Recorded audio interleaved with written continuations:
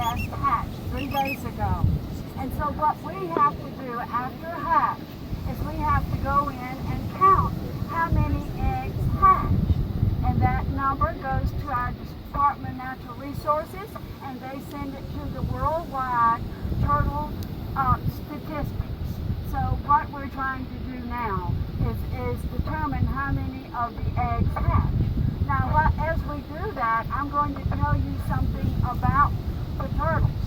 And if we have, sometimes we'll have a straggler. And if we do have a little straggler down there in the nest, we will release it after the inventory.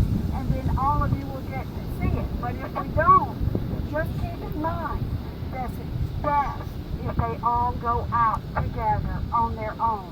The head only. But you're going to find out that it has flippers. It does not have feet. And so they use their flippers as their mode of transportation to pull the water behind them and to go in the water, fast or slow.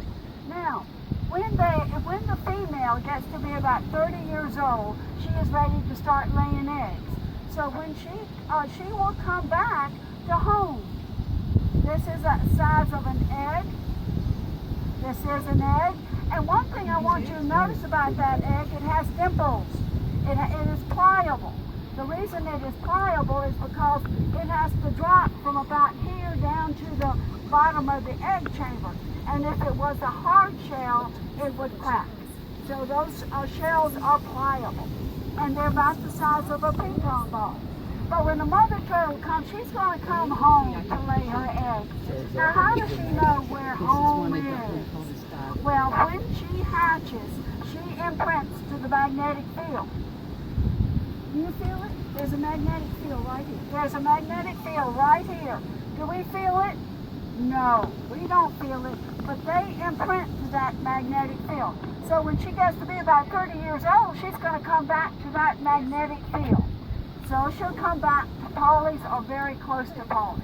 Now, she has come on shore. We know when we see her tracks. We send volunteers out early in the morning at sunrise, starting in mid-May till the last nest hatches. And we're looking for big tracks. That looks like a big, almost like a little tractor or bulldozer came on the beach. Now, at the top of that area is a body pit, and that body pit is big. She makes it with her front flippers. So pool cue, we poke in the sand until we can find a soft spot. As soon as we find the soft spot, we dig, and we try to find if there's eggs. And yes, if we find an egg, then and only then do we put up the sign and put the screen on it. But most of all, from dogs or foxes or raccoons, animals like that like to eat turtle eggs. So that sign tells you that there is a nest there. Then we wait. We wait. We wait for about 60 days. We wait. And then, but this summer, their nesting, the incubation is shorter because the sand is hotter. Now, when they hatch, we will see little tracks, just like those big tracks, but lots of little tracks going toward the ocean, unless somebody has left their lights on. If somebody leaves your lights on, that you got a house next on the beach, and you leave the lights on, that's not good, because the turtles will go toward that light. They're going to go toward light. And even in the darkest night, there's phosphorescent material in those waves. And so it shines. There's enough light in there to send them out there. Now, they will go as fast as they can. They can exit that nest and be in the water in 15 minutes. They really make a mad dash for the water. This is what they look like. They're not this big, they're much smaller than this. But this is what a baby loggerhead sea turtle looks like. Now, we've got them in the water. Where are they going?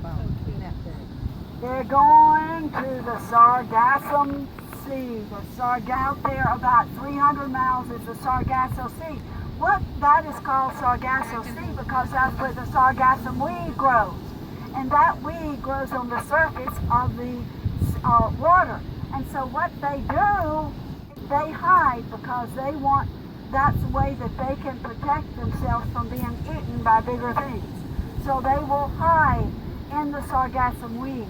They can also eat the little critters in the sargassum weed.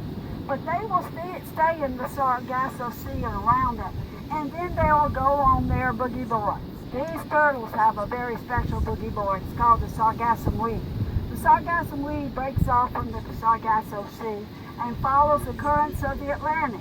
And those little turtles get on that sargassum weed and go all around, or they go over to the coast of Africa, down the Caribbean, up the East Coast, go on further up northeast, and then out again. They follow the currents of the Atlantic till they get to be about 10 years old. Is anybody here 10 years old?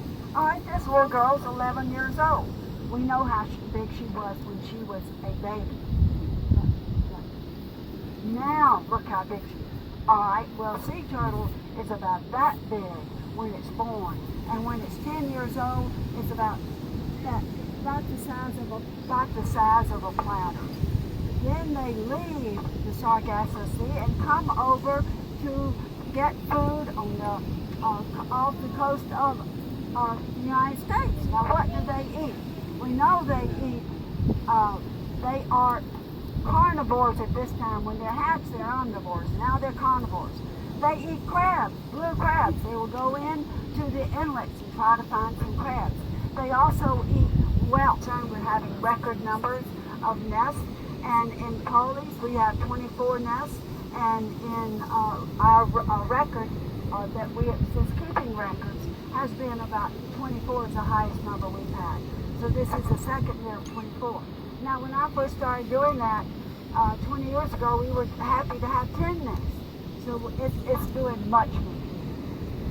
All right, we had a total nest count of 114 and 108 empty shells. So we had a 93% success rate. Now, we have no live hatchlings in this nest. And I know some of you are disappointed, but please remember, it's the best for the turtles if they go wild together.